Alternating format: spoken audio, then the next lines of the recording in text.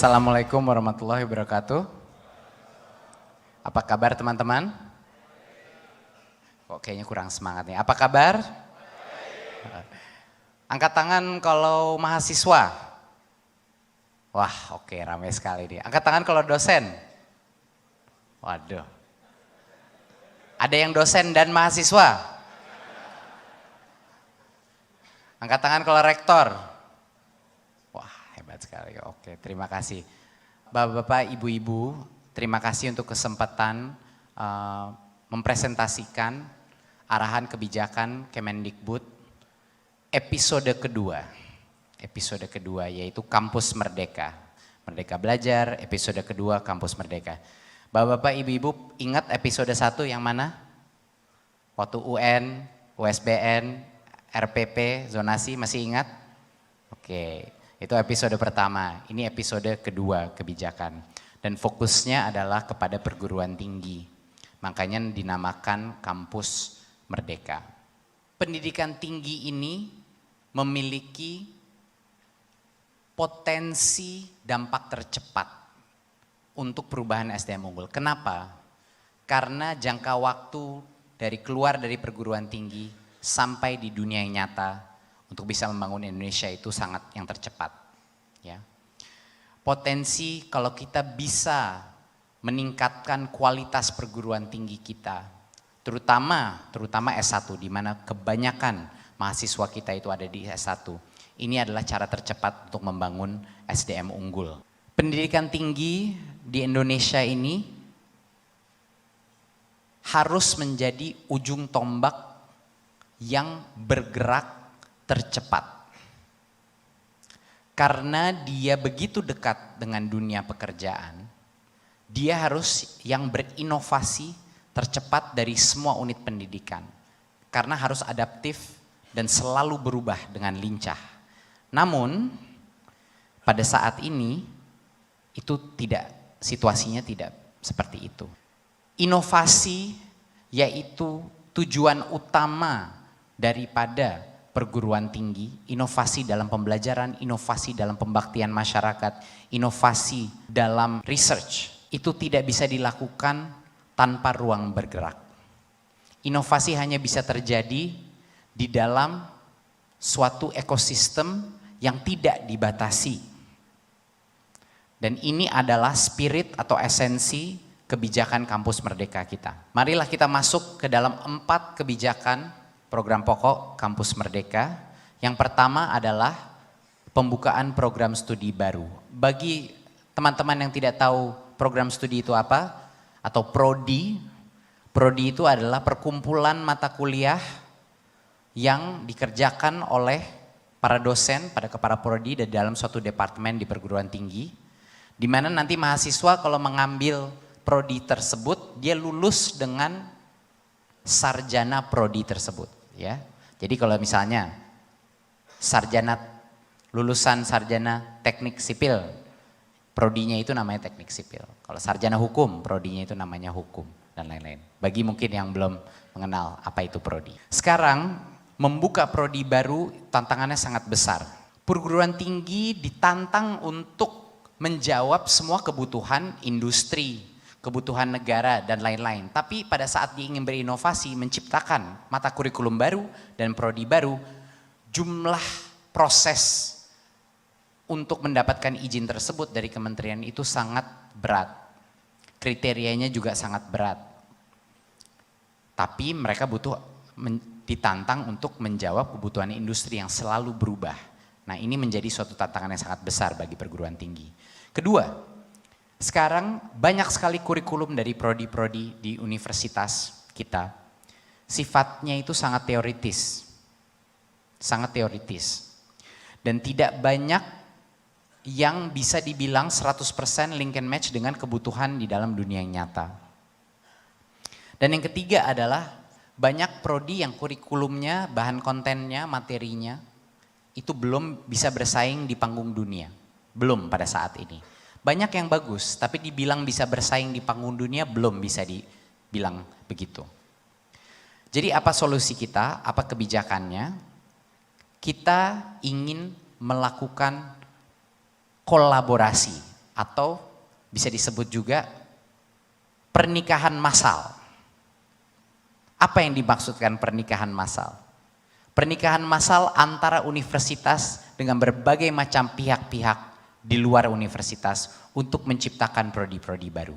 Perguruan tinggi yang mempunyai akreditasi A dan B langsung diberikan izin untuk membuka prodi baru asal mereka memiliki kerjasama dengan pihak ketiga, yaitu organisasi-organisasi kelas dunia.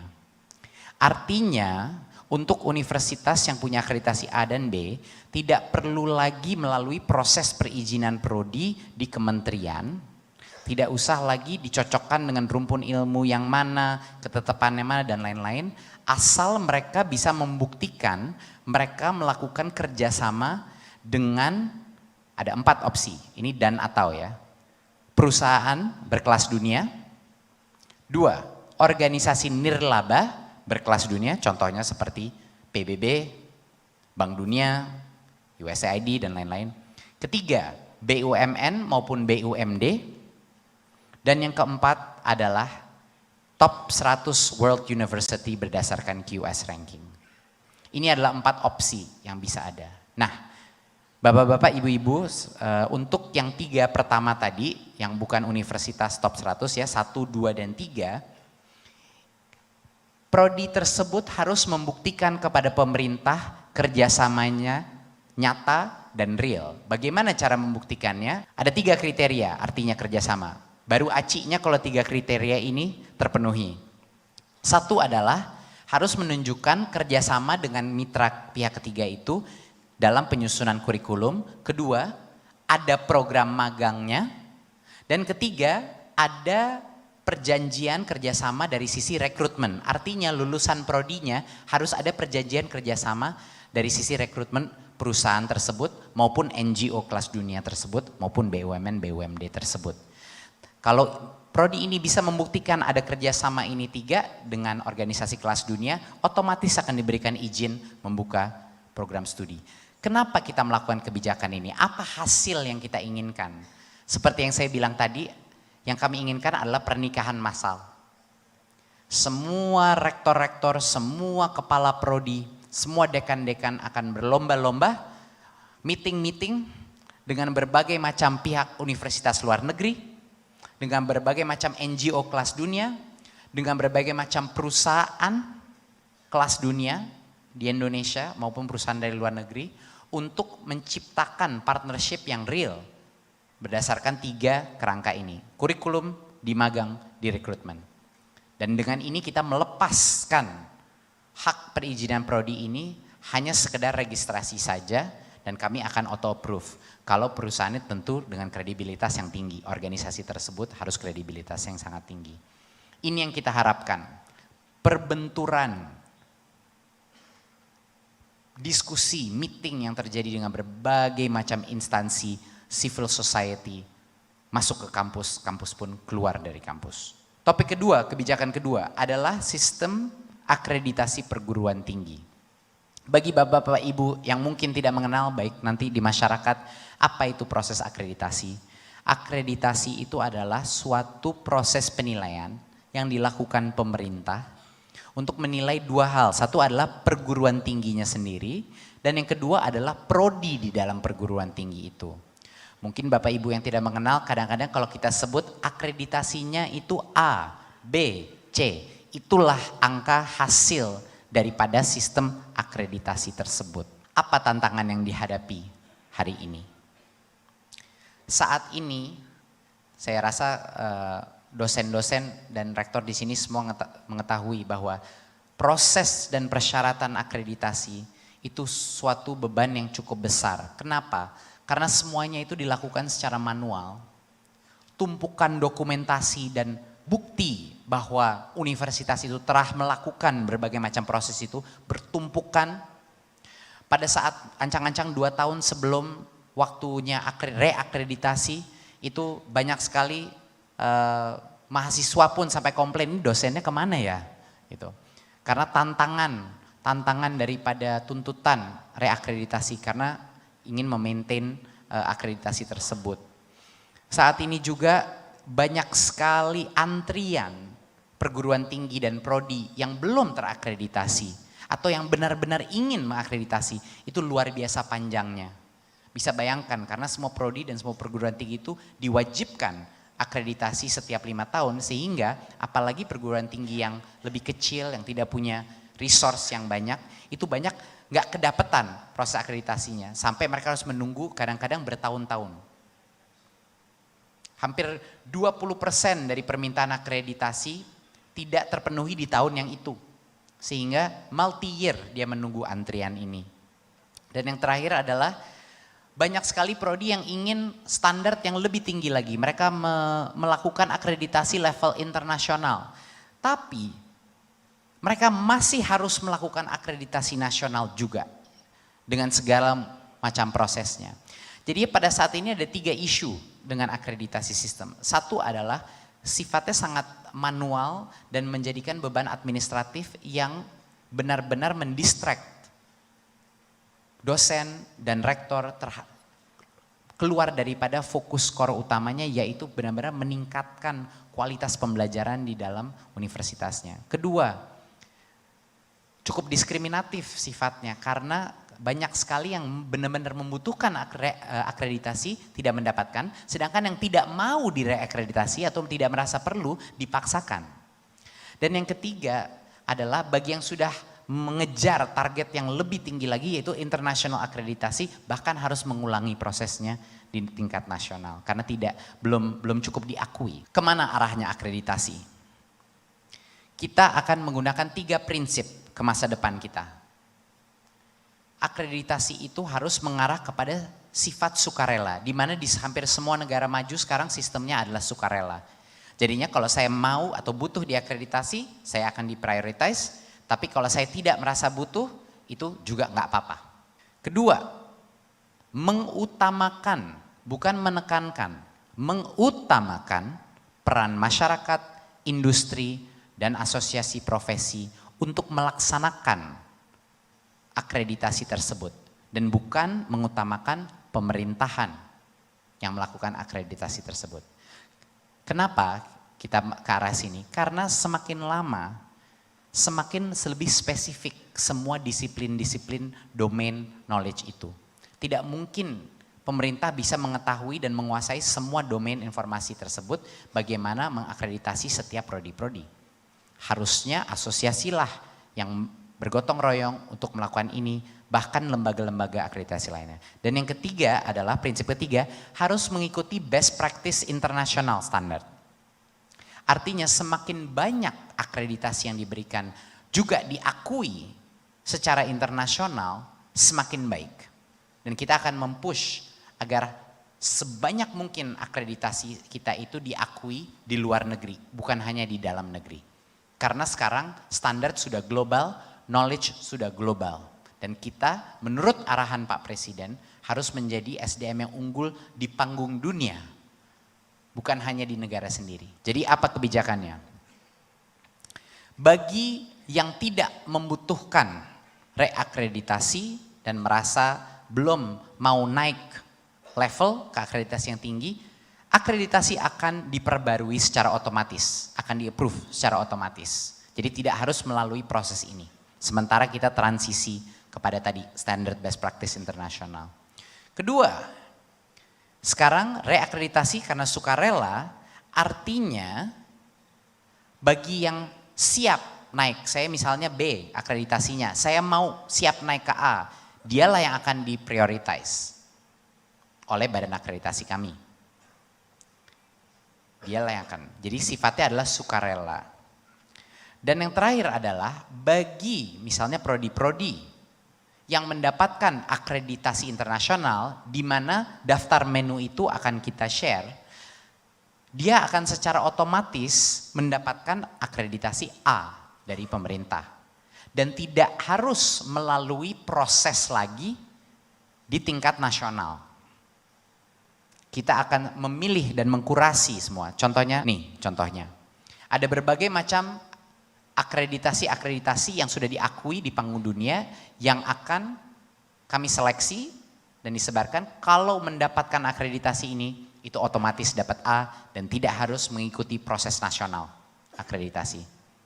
Ya, kita pinjam standar mereka yang standarnya sudah diakui dunia, tidak perlu mereka masuk. Nah, dengan sistem ini banyak sekali perguruan tinggi dan prodi-prodi yang benar-benar butuh akreditasi bisa lompat di antrian akreditasi seperti yang sekarang. Ini benar-benar untuk membantu mereka juga. Tapi itu tidak berarti bahwa pemerintah tidak akan mengetatkan monitoring.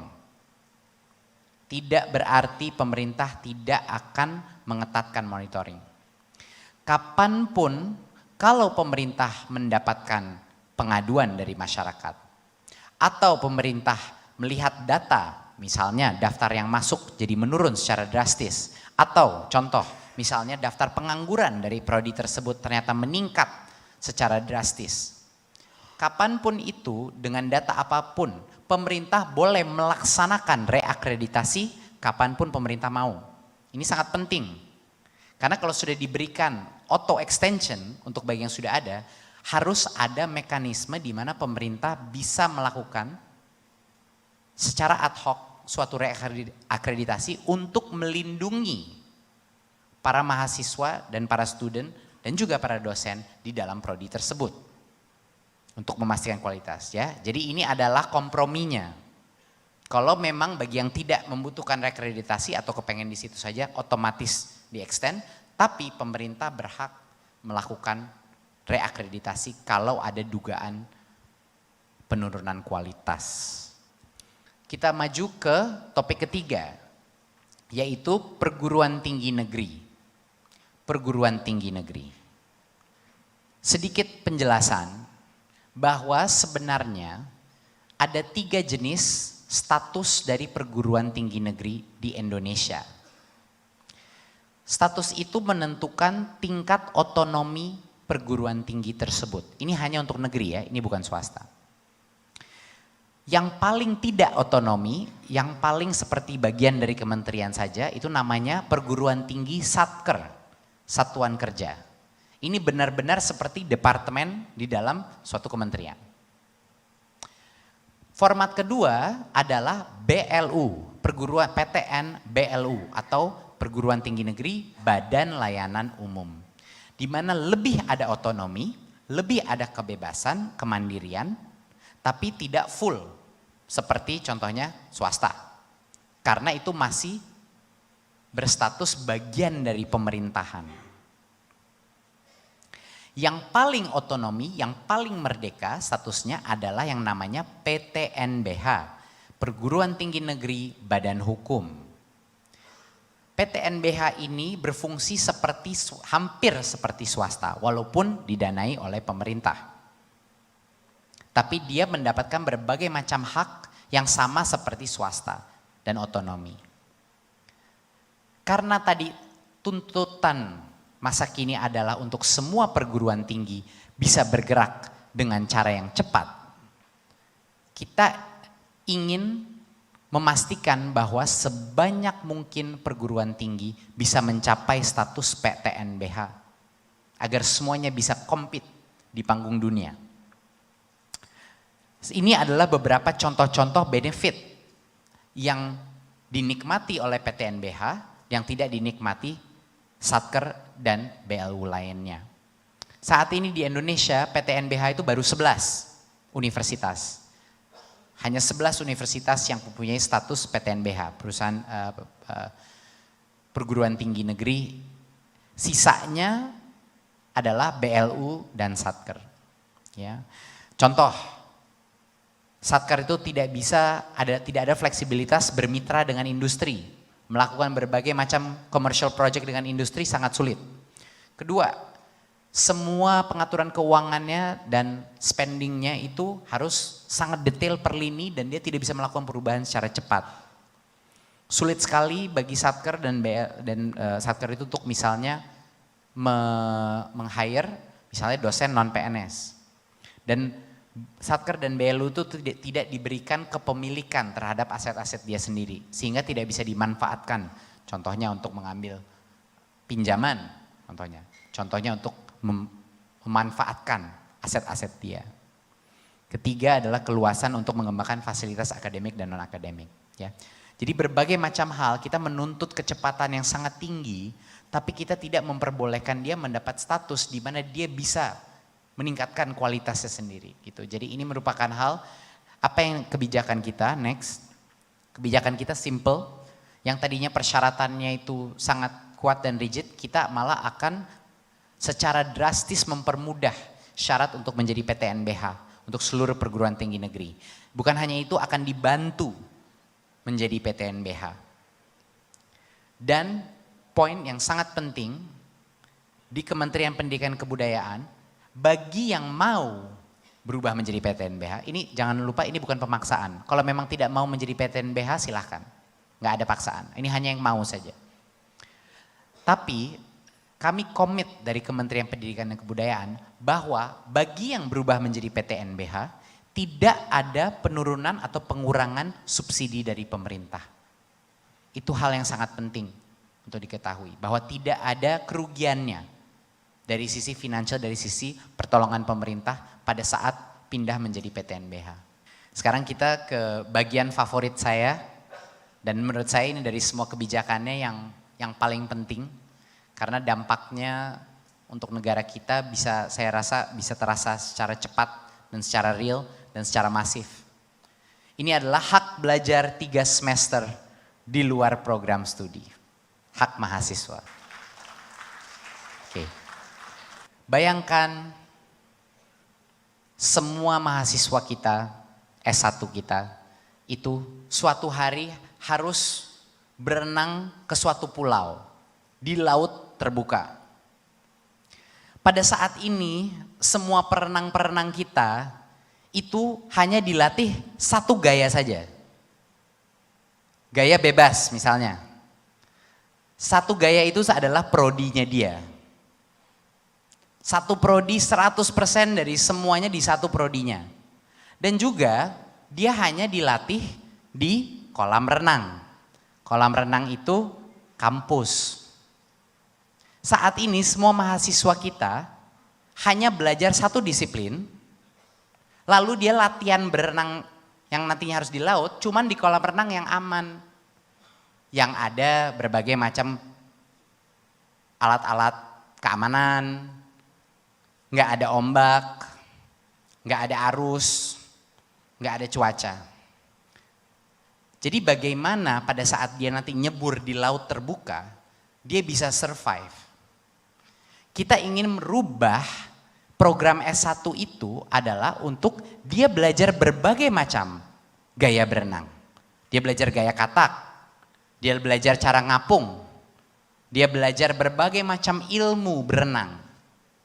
Dan jangan cuman berenang di kolam renang, karena kondisi laut itu sangat bervariatif. Sehingga kenapa nggak kita juga sekali-sekali melatih dia di dalam laut yang bebas.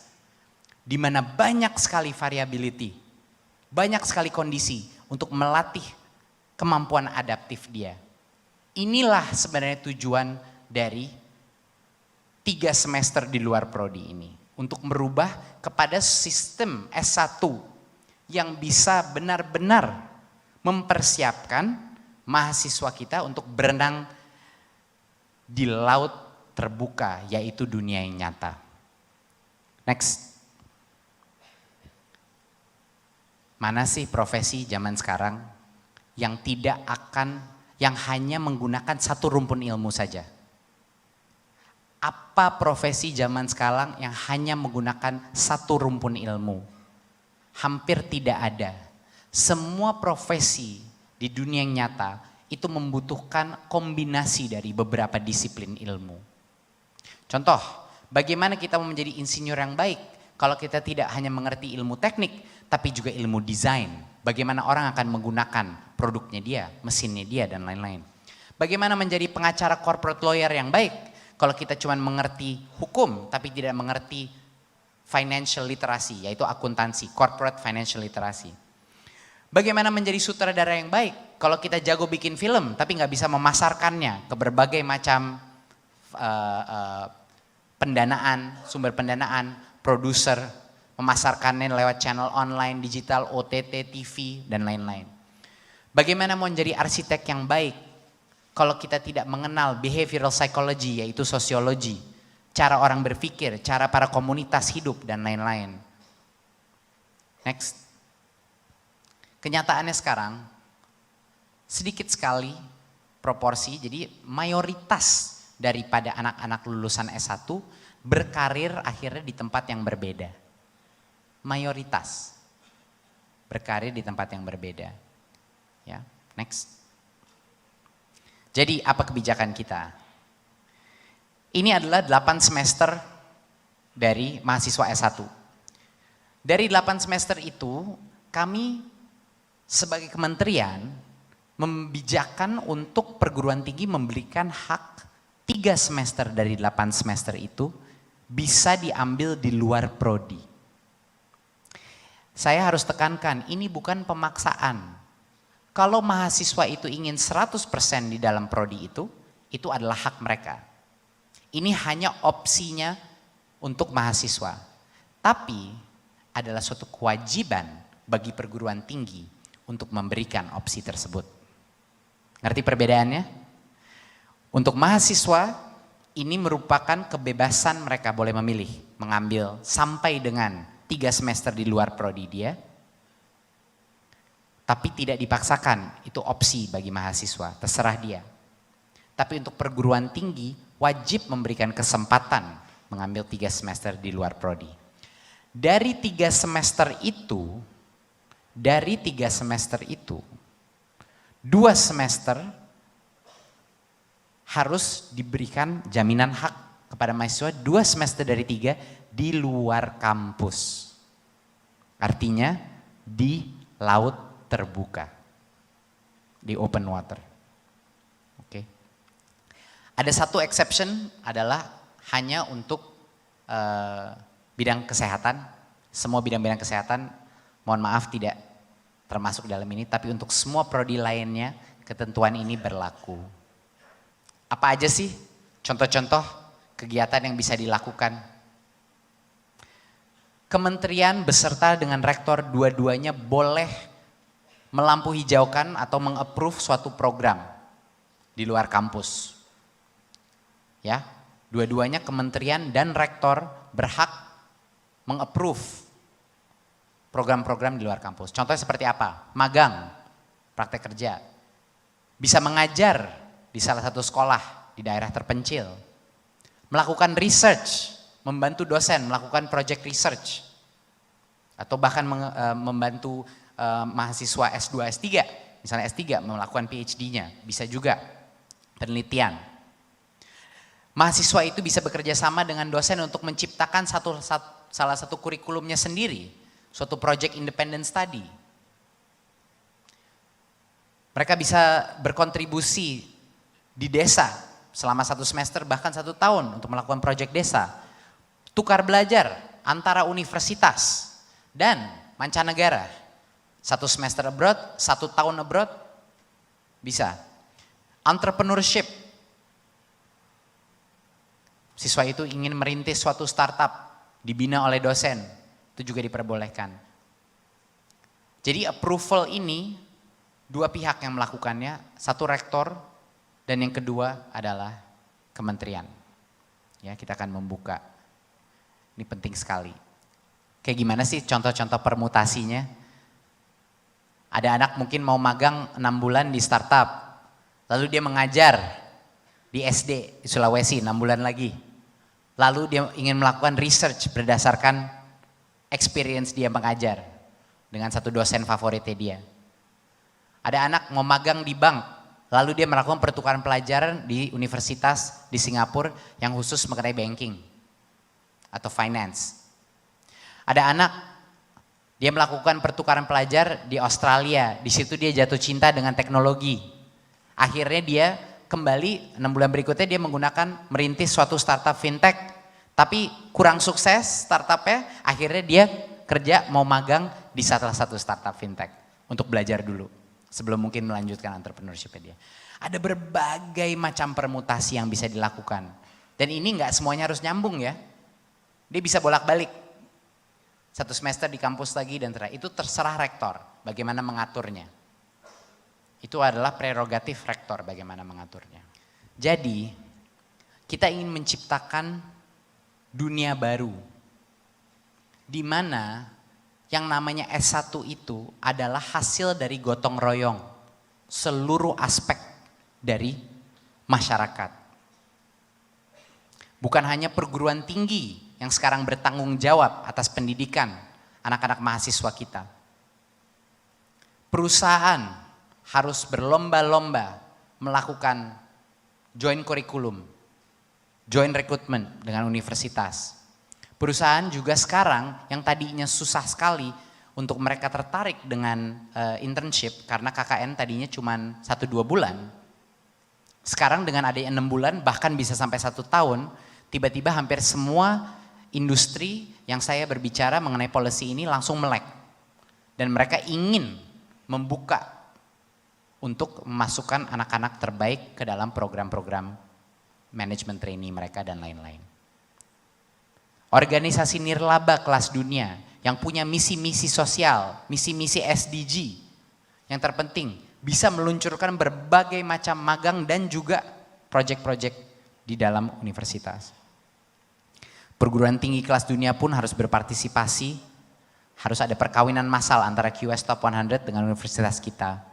Karena exchange program ke luar negeri dan exchange program di antara kampus-kampus Indonesia itu harus terjadi untuk mencapai hak mahasiswa itu. Saya yakin setelah keluar dari presentasi ini, begitu banyaknya rektor bakal harus ngumpul-ngumpul sama rektor lain. Untuk langsung melakukan berbagai macam deal making untuk exchange program. Nah, inilah yang akan memecahkan silo-silo di dalam perguruan tinggi kita sekarang. Dan akhirnya memecahkan paradigma bahwa pendidikan itu hanya tanggung jawabnya unit pendidikan, yaitu perguruan tinggi. Karena itu salah, ini tanggung jawab kita semua sebagai masyarakat. Dan inilah pembebasan SKS ini adalah suatu kebijakan yang akan memaksakan perbauran itu. Yang akan memaksakan berbagai macam elemen masyarakat berkontribusi terhadap pendidikan mahasiswa Indonesia. Next. Saya ingin menunjukkan sedikit video. Ini adalah suatu KKN, hasil KKN, program KKN UGM di tahun 2018 di Papua. Silakan.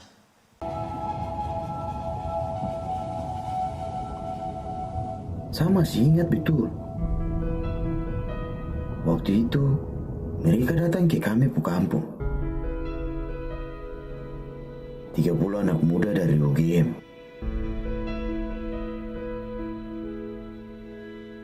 Datang bagi pengetahuan baru untuk semua di sini.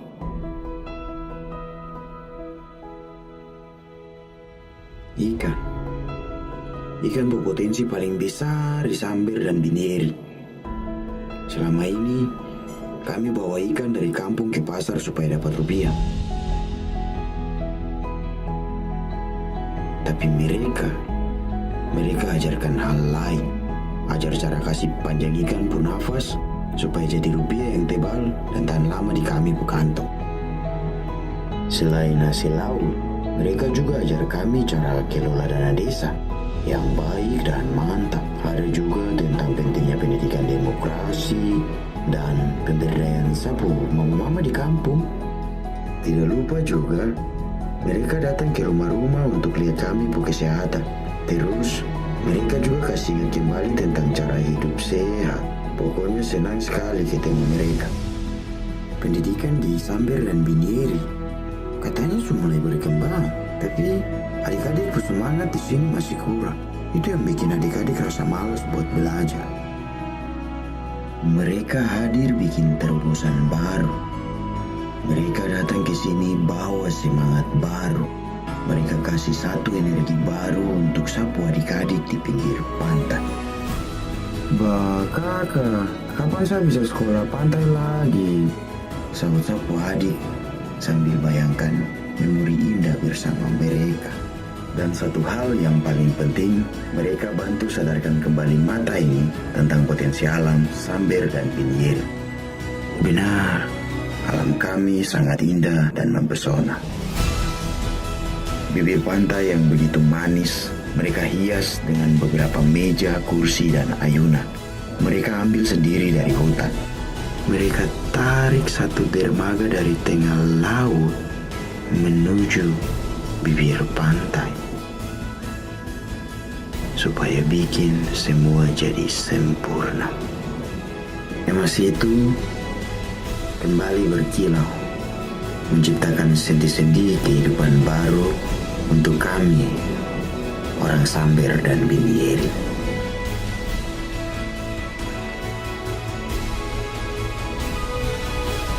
Kasumasa, itu yang keluar dari mereka Apu Bibir ketika menutup perjumpaan yang paling berarti ini. Sebatang emas berhasil mereka poles kembali, dan sekarang Samber dan Binieri menjadi bersinar dan penuh harapan. Kasumasa kakak, Kasumasa.